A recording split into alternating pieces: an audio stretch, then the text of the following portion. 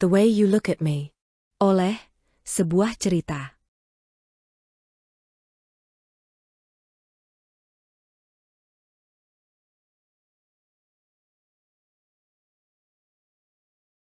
Bab 3.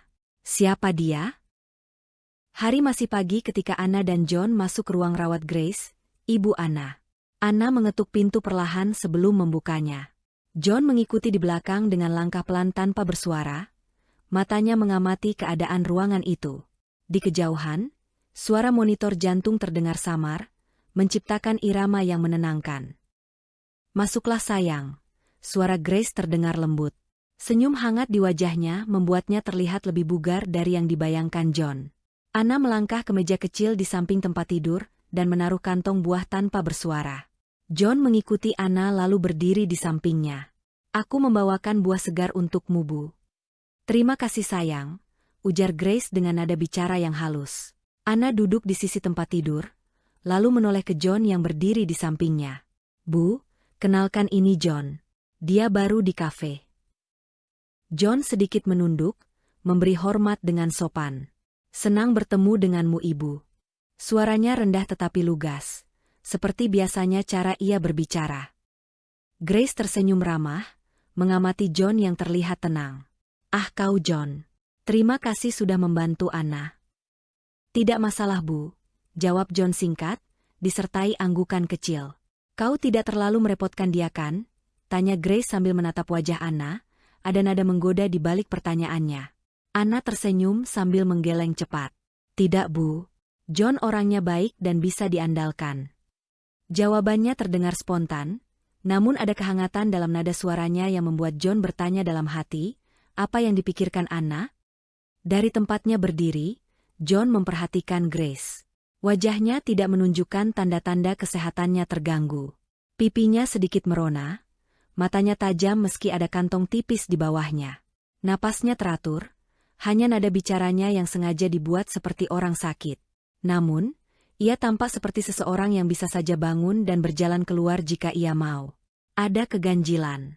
John tidak yakin apakah wanita ini benar-benar sakit atau hanya berusaha meyakinkan putrinya untuk tetap memperhatikannya.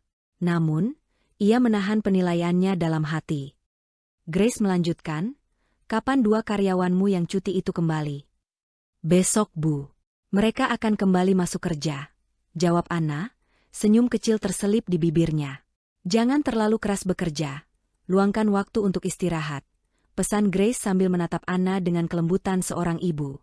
"Aku baik-baik saja Bu, kau cepat sembuh." "Aku merindukanmu selalu," jawab Anna dengan suara bergetar, meskipun ia berusaha terlihat tegar. Grace mengangguk, sambil membelai rambut putrinya. Percakapan antara ibu dan anak terus mengalir ringan. Sesekali Grace melirik ke arah John, seolah ingin mencari tahu lebih banyak tentang pemuda pendiam ini.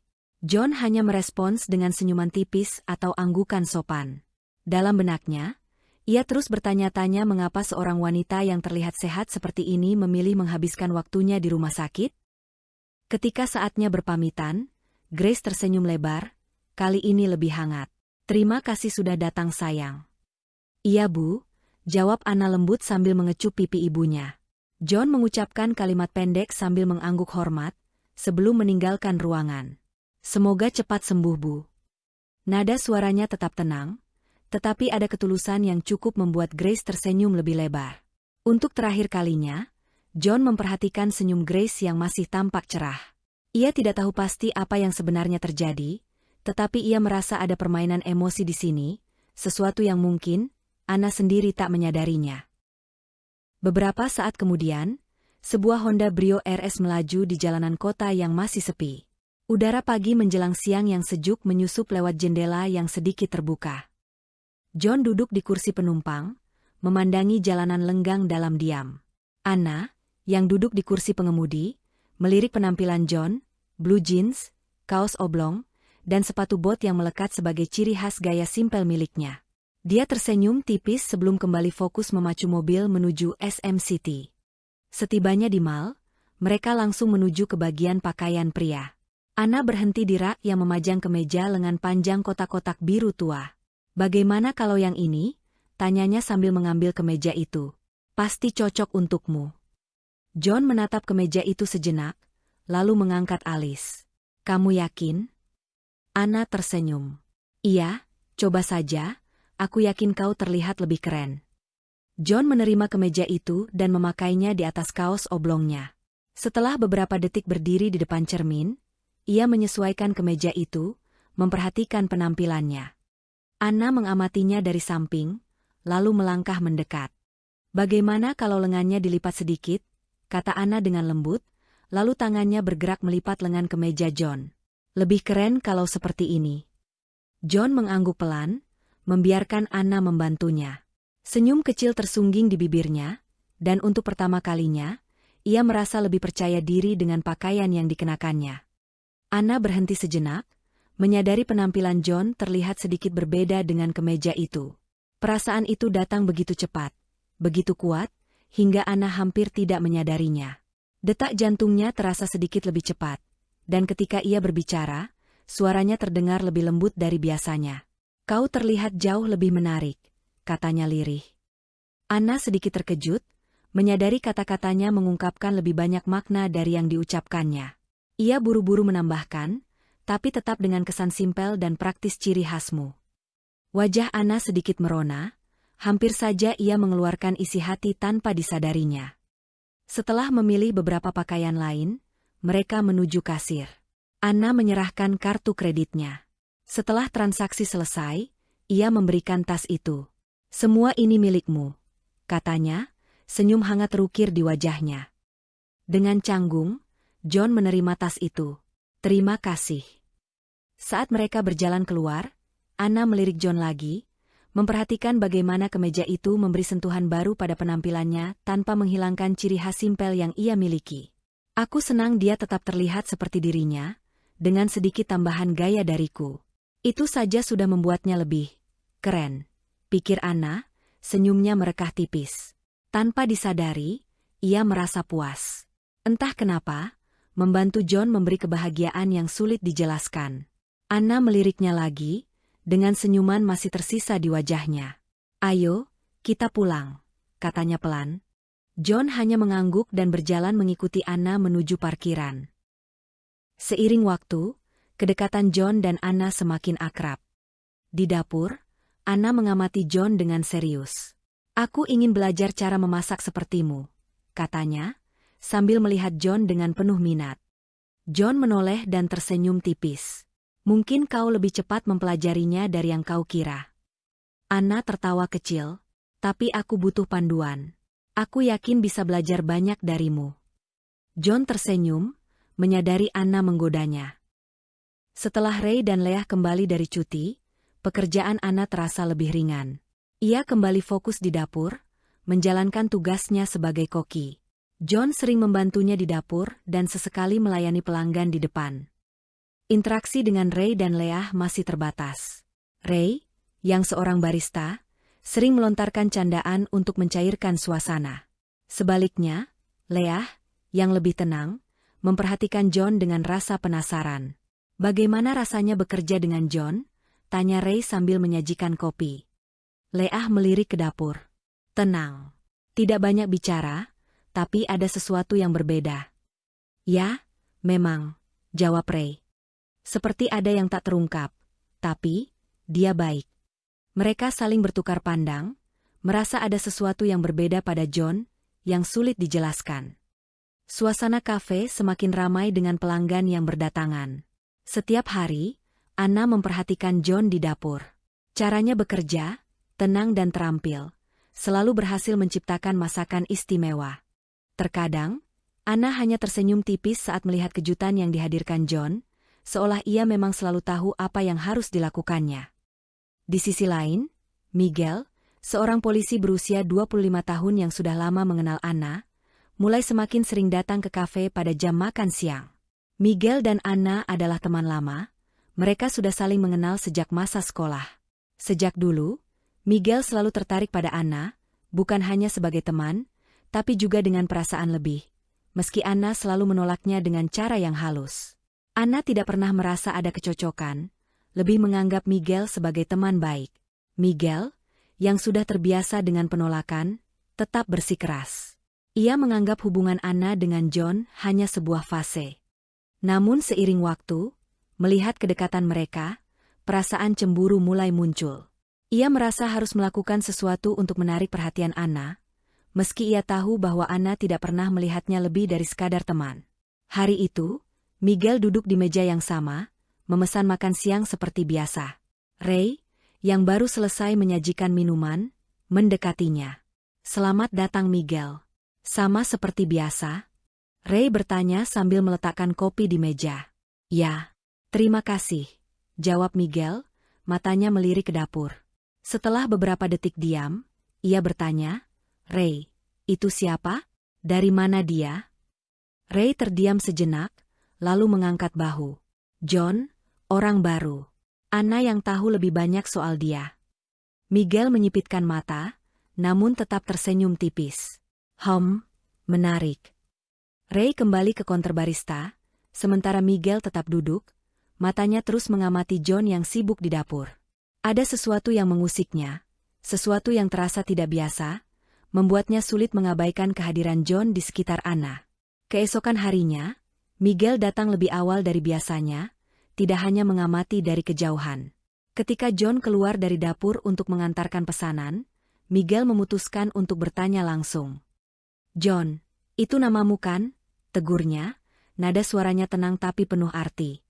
"Dari mana asalmu? Aku belum pernah melihatmu di sini sebelumnya." John menatapnya sekilas, ekspresinya tetap datar. "Saya baru di sini," jawabnya singkat. "Baru ya?" Miguel tersenyum kecil, namun sorot matanya tajam. "Tapi kelihatannya kamu sudah sangat terbiasa.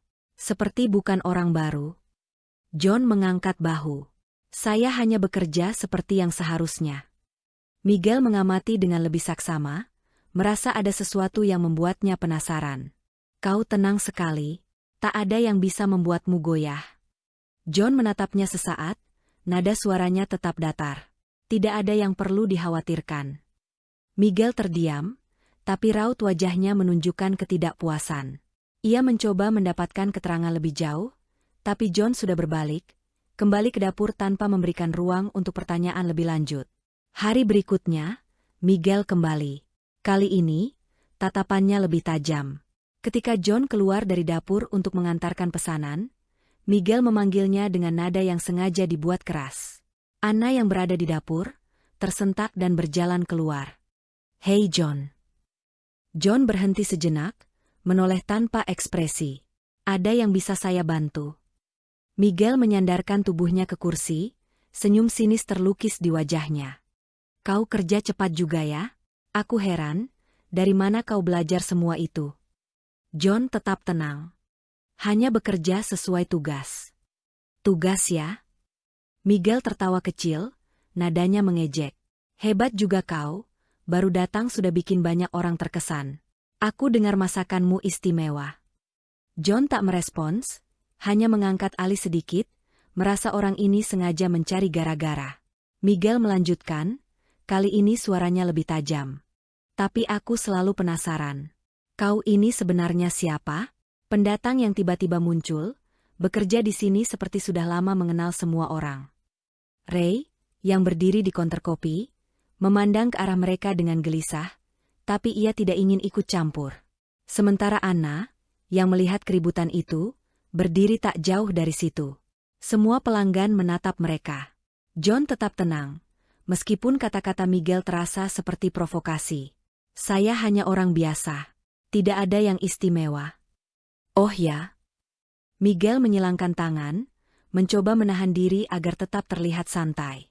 "Orang biasa tidak ada yang semisterius kau." John meletakkan nampan yang ia bawa di meja pelanggan, lalu kembali menatap Miguel. "Kalau kau punya pertanyaan serius, tanyakan saja. Kalau tidak, saya harus kembali bekerja." Miguel tersentak oleh ketenangan itu, tetapi ia tak menyerah. "Aku serius. Anna terlalu baik. Tapi aku tidak percaya begitu saja." John menatapnya dalam-dalam, matanya dingin namun penuh ketegasan. "Kepercayaanmu tidak ada hubungannya dengan pekerjaanku," kata John sambil berbalik. Miguel, yang tidak puas dengan jawaban itu, segera berdiri dari kursinya dan menarik bahu John dengan keras. Dengan refleks yang tak disadarinya, John menghindar, tangannya bergerak cepat, menangkap pergelangan tangan Miguel dan memutarnya. Sekali tarikan, tubuh Miguel terjatuh ke lantai dengan keras. John berdiri tegak, matanya tetap tenang meskipun ia tahu situasi ini bisa berakhir buruk. "John!" teriak Anna yang terkejut melihat kejadian itu. Dia segera berlari mendekat. Sementara Miguel berusaha bangkit. Kau! Miguel, yang merasa harga dirinya dijatuhkan di depan orang banyak, mencabut pistolnya dengan emosi yang memuncak. Anna yang melihat itu, terhenti dan berteriak, "Miguel, hentikan!" Sebelum Miguel sempat berbuat lebih jauh, John bergerak cepat. Dalam satu gerakan, ia merampas pistol dari tangan Miguel, membongkarnya menjadi kepingan kecil dan menjatuhkannya ke lantai. Semua orang yang ada di sana membeku, menatap John dengan takjub sekaligus takut. Bahkan Miguel, yang semula marah, kini tampak gemetar. Ia mundur perlahan sambil merogoh ponselnya. Tak lama kemudian, suara sirene polisi memecah keheningan. Beberapa petugas datang. Meskipun banyak saksi mencoba membela John, menjelaskan bahwa ia bertindak hanya membela diri. Polisi tetap membawanya pergi. Anna yang menyaksikan semua itu, mengikuti mereka hingga ke kantor polisi. Di kantor polisi, John terjebak dalam serangkaian pertanyaan yang tak berujung. Polisi terus menekan, menuntut identitas yang tak ia miliki. John hanya menggeleng pelan, merasakan kekosongan yang semakin menyelimuti dirinya. Mereka menginterogasinya berjam-jam, mencari jejak yang mungkin bisa menghubungkannya dengan masa lalu, tetapi hasilnya nihil. Seorang detektif, yang tampak lebih berpengalaman, memeriksa hasil sidik jari yang mereka ambil. "Ini aneh," gumamnya, dengan tatapan meragukan data di tangannya. "Tidak ada yang cocok dengan database kami." "Apakah kita sudah periksa sampel DNA-nya?" tanya seorang polisi muda yang berdiri di dekat meja, tampak tak percaya. Sudah, jawab detektif itu, sambil mengacak tumpukan berkas. Tapi tak ada hasil yang muncul. Tidak ada orang dengan identitas yang sesuai dengan profil ini, bahkan dari data orang hilang sekalipun. John duduk di kursi dengan tangan di borgol, menatap kosong ke arah depan. Wajahnya datar, tanpa ekspresi, seolah sudah terlalu lelah untuk merasa bingung atau takut. Ia menyadari, semakin lama mereka mencari, semakin tidak jelas siapa dirinya sebenarnya. Polisi mulai mengajukan pertanyaan yang lebih dalam, mencoba menekan dengan berbagai cara. "Dari mana kau datang? Kenapa tidak ingat apa-apa? Apa yang sebenarnya kau sembunyikan?" John tetap diam. Dalam pikirannya, kenangan dan jawaban berputar-putar, tetapi semuanya terasa kabur. Ia tak bisa mengingat apapun. Tak ada nama, tak ada wajah, bahkan tak ada perasaan yang menghubungkannya dengan masa lalu. Semua itu seperti hilang begitu saja. Detektif itu semakin frustasi, menyuruh anak buahnya untuk mencoba menganalisis lebih dalam, mencari sesuatu yang bisa membuka tabir misteri ini. Mereka mencoba berbagai metode, termasuk analisis wajah dan pemeriksaan DNA yang lebih mendalam, berharap mendapatkan petunjuk lebih jauh. Namun, hasilnya tetap sama, tidak ada yang bisa mengidentifikasi John. Beberapa jam berlalu dan suasana semakin tegang. Polisi mulai kehabisan akal, sementara yang lain diam-diam mulai mempertanyakan, apakah mereka sedang berurusan dengan orang biasa atau sesuatu yang lebih misterius. "Bagaimana mungkin ada orang yang tak memiliki catatan sama sekali?" tanya detektif itu, tatapannya penuh keheranan. Tak ada catatan, tak ada jejak, tak ada yang tahu dia berasal dari mana, atau siapa dia sebenarnya. Setelah berjam-jam berusaha, mereka menyerah. Tanpa bukti atau identitas yang jelas, mereka tidak bisa menahan John lebih lama lagi. Walaupun mereka masih curiga, mereka tak bisa menahannya secara hukum. "Lepaskan dia," perintah detektif itu, sambil bersandar ke kursi, kelelahan.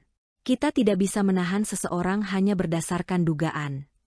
Miguel, yang berdiri di dekat pintu, mengangguk ragu, meskipun jelas terlihat ada kebimbangan di wajahnya.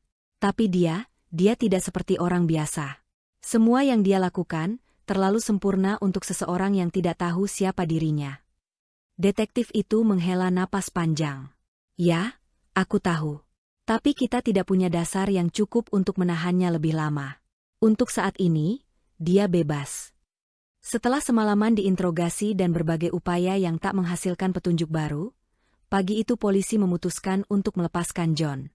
Mereka tidak bisa menahan seseorang tanpa bukti, meskipun identitasnya tidak jelas, dan perilaku serta kemampuan John menunjukkan bahwa dia lebih dari sekadar orang biasa, terlalu banyak hal yang tak terjelaskan tentang dirinya. Di luar, Anna sudah menunggunya. Ketika melihat John keluar, ia berlari-lari kecil menghampiri. "John, kau baik-baik saja kan?" tanyanya dengan suara lembut, penuh perhatian. John mengangguk singkat, wajahnya tetap datar. "Ya, aku baik-baik saja," jawabnya pelan. Anna memandangnya, ada kekhawatiran di matanya. "Apa yang akan kau lakukan sekarang?" John diam sejenak, sambil memandang wajah cantik di depannya, lalu berkata pelan, "Aku tidak tahu." Tatapan mereka bertemu, sejenak Anna meragu. Lalu ia menunduk, mengambil tangan John. "Ayo kita pulang," bisiknya lirih, nyaris tak terdengar. John hanya mengangguk, balas menggenggam tangan Anna dan mengikuti langkahnya tanpa bicara lagi. Mentari pagi menyinari langkah mereka, tetapi di dalam hati John, kabut misteri tetap tak beranjak.